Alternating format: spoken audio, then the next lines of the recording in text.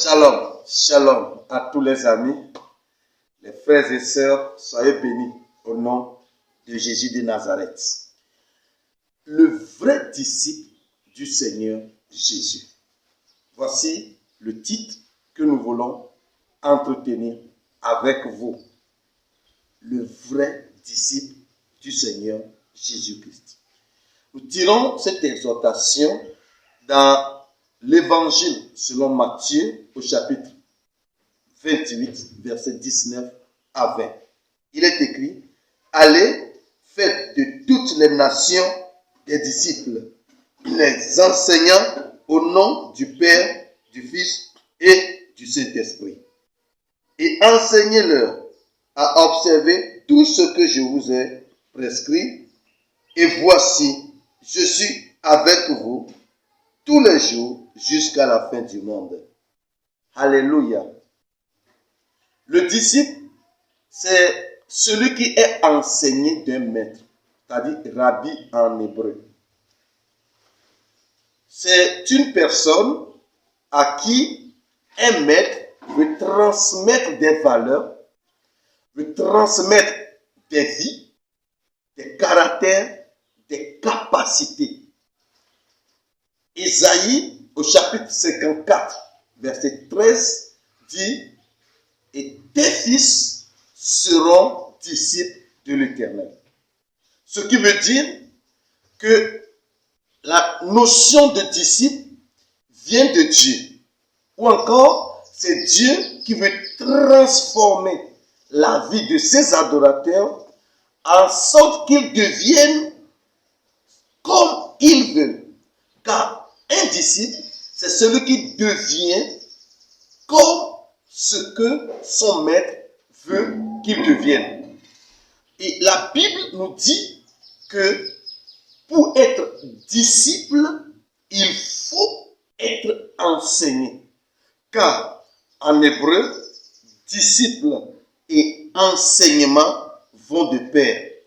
D'ailleurs, une autre traduction de la Bible nous dit: allez, instruisez toutes les nations. Donc, autrement dit, faites un disciple, c'est instruire la personne, c'est communiquer des connaissances capables de changer sa vie afin qu'il devienne plus tard quelqu'un capable de changer également, d'instruire les autres. Alléluia. Donc, quand on parle de disciple, ça vient de celui qui reçoit une instruction, un enseignement. Et Jésus dit: enseignez-leur à faire tout ce que je vous ai annoncé, ce que je vous ai enseigné. Pourquoi?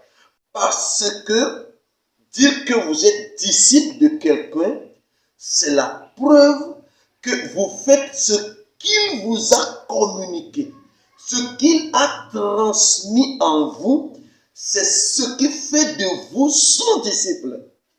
Et la précision, enseignez-les à faire ce que je vous ai enseigné, vient du fait qu'au temps du Seigneur Jésus, il y a eu plusieurs écoles, il y a eu plusieurs maîtres, plusieurs rabbis, et qui instruisaient leurs étudiants, leurs enseignants à être comme eux. Je vous donne un exemple. Au temps de Jésus, il y avait les pharisiens. Mais les pharisiens étaient divisés en deux écoles. Il y a l'école de Chamaï, l'homme le plus brutal des maîtres en Israël au temps de Jésus, et Hillel, qui est l'homme le plus calme, considéré comme le mieux patient de tous les maîtres d'Israël. Et vous verrez que les disciples de l'école de Chamaï, ces pharisiens, ce sont eux qui s'opposent toujours au Seigneur Jésus. Et c'est à eux que le Seigneur Jésus adresse les paroles de Matthieu au chapitre 23, où le Seigneur dit: malheur à vous, scribes et pharisiens. Donc, c'est pour les disciples de Chamaï. Mais pour les disciples de Hillel, ce sont des pharisiens modérés, les pharisiens qui ont reçu la compréhension exacte des Écritures et a toléré le peuple pour les amener à être des enfants de Dieu. Et parmi ces disciples, nous pouvons avoir Nicodème, qui est allé à Jésus pendant la nuit.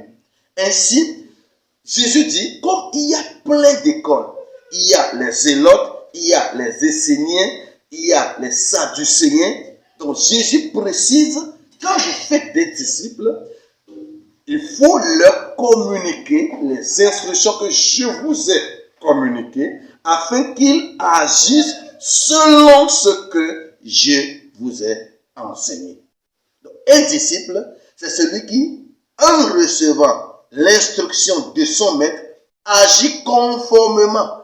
Car lorsque vous allez pour demander quelque chose, vous devez demander au nom de votre maître. Et si vous n'obéissez pas à l'instruction, à l'enseignement communiqué par votre maître, ou que votre vie est en déphasage par rapport à l'enseignement qui vous est communiqué, à partir de ce moment, vous n'êtes pas véritablement le disciple de ce maître. Et quand vous demandez en son nom, vous ne recevrez pas. Et c'est ce que Jésus dit. Il dit, si vous êtes en moi et je suis en vous, demandez tout ce que vous voulez et cela vous sera donné. Donc, vous demandez au nom de Jésus pour le fait que vous êtes son disciple. Une chose à remarquer, bien-aimé, c'est que dans la foi chrétienne, le premier étape, c'est d'être disciple du Seigneur. Selon Actes chapitre 11, le verset 26, l'Écriture dit, c'est la première fois à Antioche que des disciples sont appelés chrétiens. Donc, avant d'être chrétien, il faut être d'abord disciple. Il faut être d'abord enseigné. Il faut être d'abord celui qui reçoit les instructions exactes du Seigneur, du Rabbi Jésus. Et c'est à partir de ce moment, lorsque votre vie est modélée par l'enseignement reçu, que vous ressemblerez à Christ. Donc, il faut d'abord accepter à être enseigné. Vous ne pouvez pas devenir pasteur si vous n'êtes pas disciple. Vous ne pouvez en aucun cas devenir prophète si vous n'êtes pas disciple. Parce qu'un disciple, c'est celui qui a dans sa bouche les paroles de son maître. Jérémie dit, Dieu m'a parlé et Dieu me dit, j'ai mis mes paroles dans ta bouche. Voilà un disciple. Dieu met sa parole dans sa bouche. Autrement dit, Dieu l'a éduqué, Dieu l'a formé, Dieu lui a communiqué des valeurs, des enseignements précieux qui ont changé sa façon de parler. Ainsi, Jérémie est un disciple de Dieu. Ésaïe est un disciple de Dieu. D'ailleurs, chaque matin, Dieu réveille Ésaïe et lui enseigne comme on enseigne un disciple. Et Ésaïe dit qu'il l'écoute comme un disciple écoute. Le Seigneur a une vision de salut du monde. Et lorsqu'il est venu, en accomplissant cette mission, il a choisi des disciples. Et il les a envoyés en mission temporaire.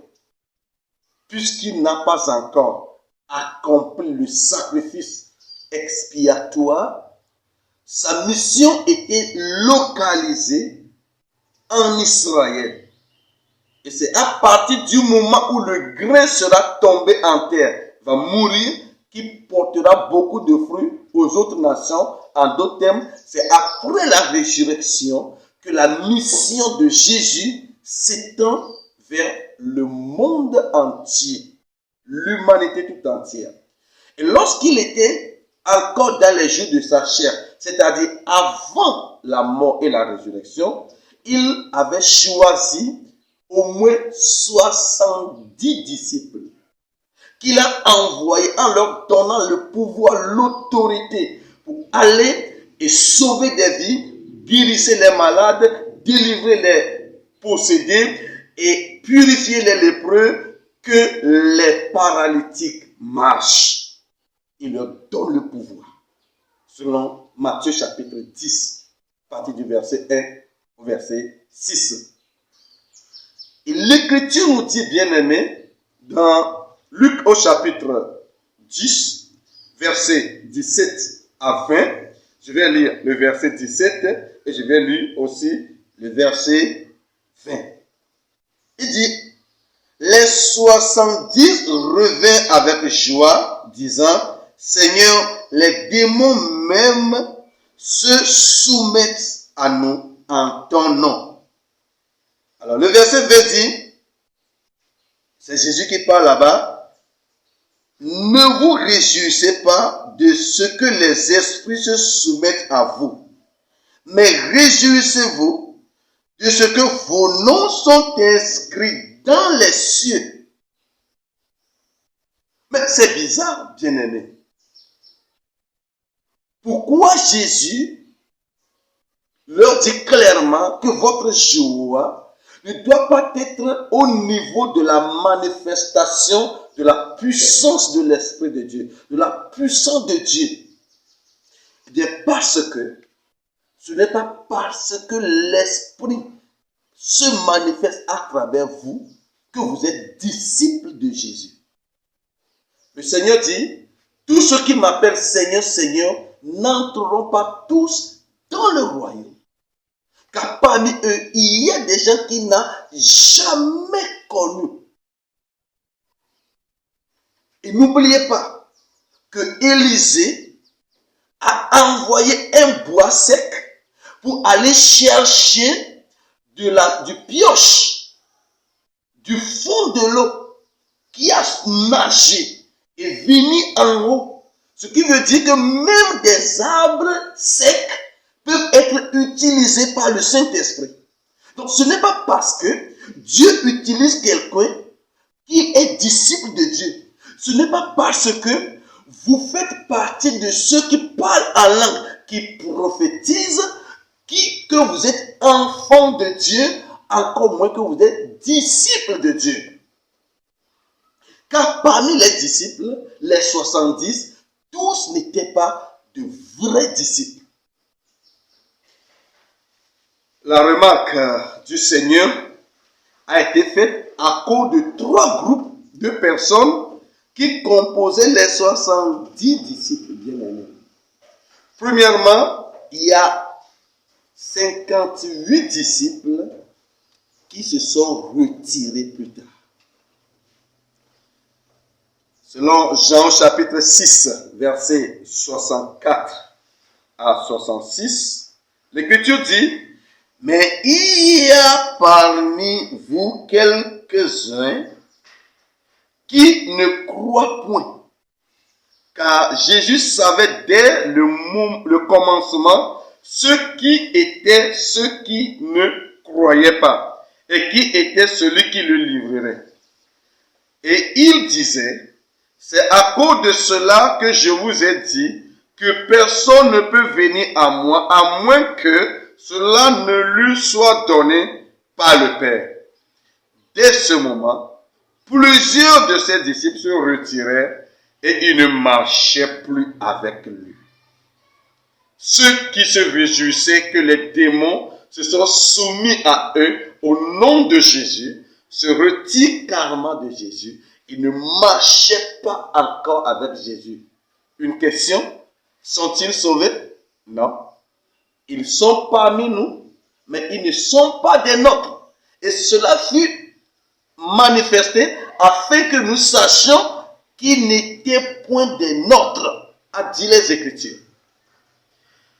Ainsi, vous pouvez être manifesté l'Esprit de Dieu. Vous pouvez accomplir des grandes œuvres, des prodiges. Ça ne fait pas encore de vous disciples de Jésus. Le vrai disciple de Jésus, c'est celui qui est enseigné par Jésus. C'est celui qui est instruit par Jésus. C'est celui qui a reçu une transformation réelle de l'intérieur venant de la part de Jésus ou de l'Esprit de Jésus-Christ. Ils se retiraient parce qu'ils ne croyaient pas. Le Jésus était un objet de scandale pour eux. Et ça, ils ne peuvent jamais être de vrais disciples. Lorsque vous critiquez en vous les actions du Seigneur, bien sûr, si vous ne comprenez pas quelque chose, vous cherchez à comprendre. Mais lorsque vous cherchez à discuter les décisions du Seigneur, à discuter les voies du Seigneur, à contester les plans de Dieu par Jésus, c'est la preuve que vous n'avez jamais été disciple du Seigneur Jésus-Christ. Eh bien, parmi les 70, nous voyons que 58 n'étaient autres que de faux disciples ou des gens qui suivaient Jésus à cause des miracles, à cause de quelque chose, parce que ça répondait à certaines de leurs visions, ça répondait, ça satisfaisait certains besoins personnels qu'ils avaient. Et bien, le jour où il y a un petit problème, où il y a une mésentente entre eux, eh bien, ces disciples carrément partis laisser Jésus. Et l'Écriture utilise deux mots forts. Ils se retirèrent ils ne marchaient plus avec Jésus. Deuxième type de disciples, ce sont les missionnaires du monde des ténèbres. Parmi les 70 se trouve un homme que la Bible appelle Judas Iscariote. Judas Iscariote, qui est-il en vérité? Jean au chapitre 6, verset 70-71, dit que Judas, c'est un démon. Pourtant, il est avec le Seigneur. Il est avec lui. À tout moment, il gardait même l'argent du groupe d'évangélisation, du groupe missionnaire de Jésus. Pourtant, c'est un disciple. Et Jean au chapitre 17, verset 12, dit clairement que c'est un fils de perdition. Mais pourtant, il fait partie des 70 qui revenaient avec joie. Je vais parler ici aux leaders d'église. Ne vous y trompez pas, bien-aimés. Accrochez-vous à la vision que le Seigneur vous donne.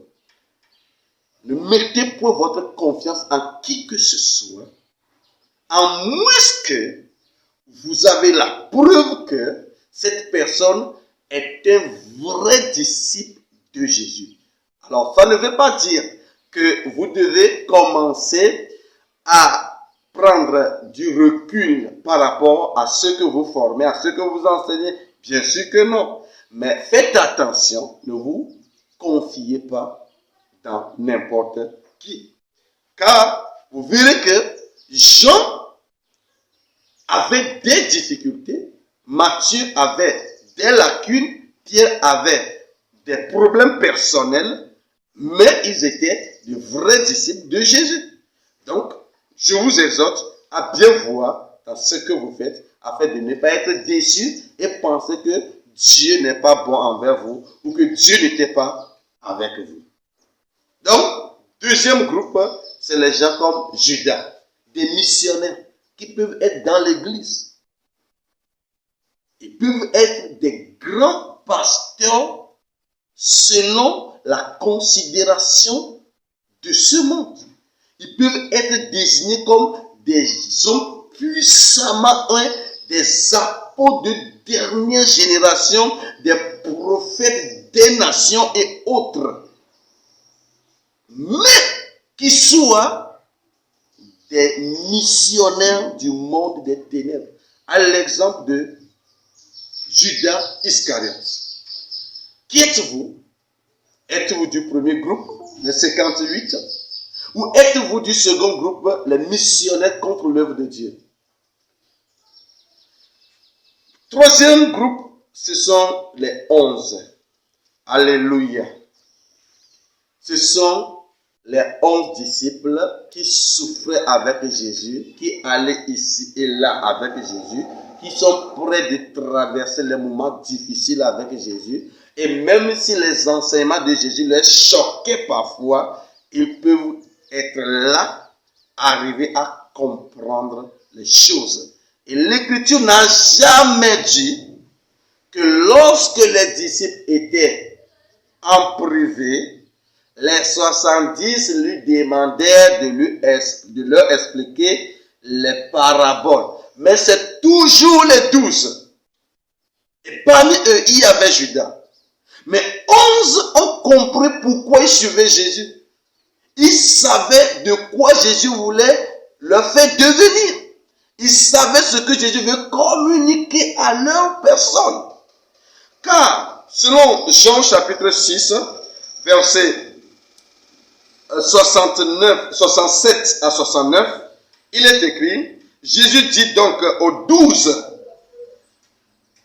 voulez-vous tous aussi vous en aller? Simon-Pierre lui répondit, Seigneur, à qui irions-nous? Tu as des paroles de vie éternelle. Et nous avons cru et nous avons connu que tu es le Saint de Dieu. Il y a deux choses pour être un vrai disciple de Jésus. Première chose, c'est lorsque vous savez qui est Jésus. Vous savez, quand vous prenez les musulmans, ils ont leur conception de Jésus, fils de Marie, frère d'Aaron. Si vous prenez les hindous, ils ont leur conception de qui est Jésus. Lorsque vous prenez le judaïsme rabbinique, ils ont leur conception de Jésus. Quand vous prenez le Talmud, ils ont leur définition de qui est Jésus. Et d'ailleurs, pour ceux qui ne le savent pas, selon le Talmud, Jésus serait de la tribu de Dan. Mais qu'est-ce que l'Écriture dit? Pour ceux qui acceptent vraiment le salut de Jésus, nous savons que Jésus est le Fils de Dieu, est le Mashiach, le Messie promis. Il est né de la tribu de David, il est roi d'Israël, et il reviendra pour être roi de toute la terre, pour établir la paix de Dieu sur toute la terre. Il nous a sauvés en tant qu'agneau de Dieu.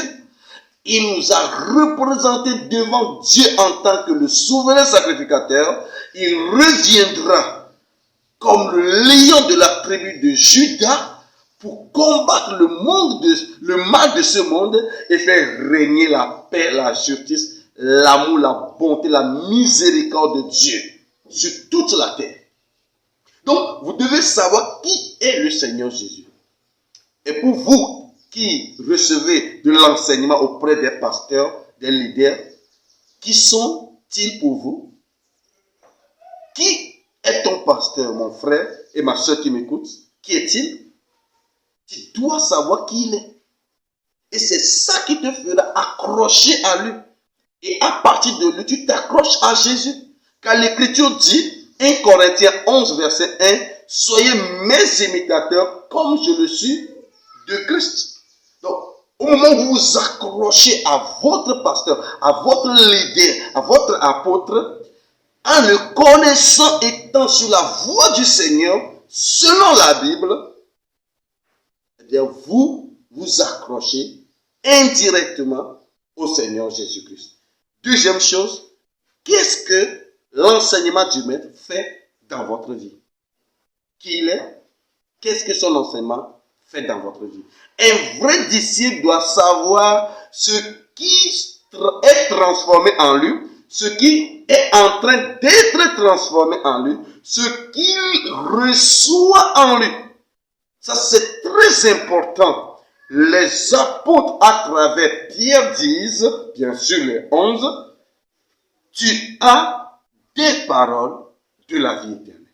Donc pourquoi il s'accroche à Jésus? Non pas parce que Jésus fait des miracles, non pas parce que Jésus se fait appeler Messie parce qu'il est véritablement, non pas parce que Jésus est extraordinaire et il ne pêche point, mais parce que Jésus communiquait à leur personne les paroles de la vie éternelle, le salut éternel, non pas les miracles, non pas la résolution des petits problèmes, non pas parce qu'il a transformé l'eau en vin pour que la fête ne s'interrompe pas. Non! Pourquoi les 11 s'accrochent à Jésus alors qu'ils voyaient d'autres disciples s'éloigner?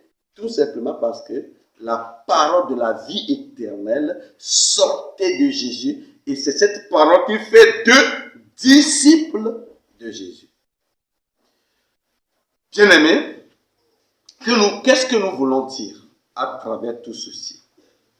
Nous voulons attirer ton attention à être vrai disciple de Jésus. Si vous êtes missionnaire, ce serait difficile que vous deveniez vraiment disciple de Jésus. Parce que tous les avertissements de Jésus n'ont pas empêché Judas à accomplir ce qu'il devait accomplir. Et n'oubliez pas que les missionnaires ne reçoivent jamais de réprimande du maître. Car Jésus n'a jamais réprimandé Judas. Mais il a dit, fais vite ce que tu devais faire. Mais Pierre, lorsqu'il va à l'encontre de ce que Jésus veut et de ce que Jésus dit, Jésus l'appelle Satan, éloigne-toi de moi. Mais Jésus dit, je voyais Satan qui veut vous cribler, comme on fait cribler le blé. Mais j'ai prié pour vous, que lorsque vous vous repentez, Pierre, que vous preniez soin de mes brebis. Donc, il est vrai disciple. Donc, ce n'est pas que vous n'avez pas de mauvais caractère. Non, vous avez de mauvais caractère, mais lorsque vous savez qui est votre maître et vous savez ce qu'il communique à votre personne, ça fera de vous un homme qui peut être changé par les enseignements, par la formation, l'éducation de votre maître. Et pour ceux qui n'ont pas encore reçu Jésus, vous devez accepter ce que Jésus a fait pour vous. Accepter le salut du Seigneur. Et à partir de ce salut, vous ne serez plus jamais la même personne. Vous deviendrez disciple de Jésus, étant enfant de Dieu, et vous recevrez l'appel et l'utilité pour lesquels vous avez été sauvés. Que Dieu vous bénisse. Je suis pasteur Boubouli de l'église missionnaire Christ et Vie, Somalomé, au Togo. Que Dieu vous bénisse. Le Seigneur vous aime. Nous vous aimons au nom de Jésus. Amen.